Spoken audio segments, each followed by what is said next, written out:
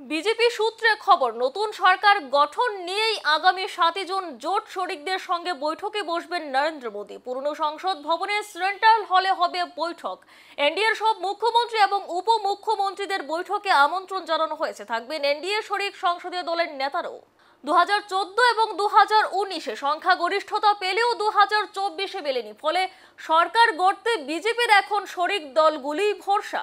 সব ঠিকঠাক থাকলে ফের নরেন্দ্র মোদীর নেতৃত্বে সরকার গঠন করবে এনডিএ। তবে এবারের লোকসভা নির্বাচনের ফলাফলের প্রভাব যাতে কোনোভাবে কোনো শরিক দলের উপর না পড়ে, জোট ঠিক রাখা যায়, সেটাই এখন লক্ষ্য।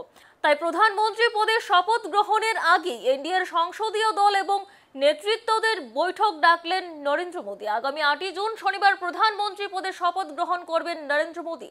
তার আগের দিন অর্থাৎ 7 জুন শুক্রবার এনডিএর সংসদীয় দল এবং নেতৃত্বদের সঙ্গে বৈঠকে বসবেন নরেন্দ্র মোদী স্বয়ং।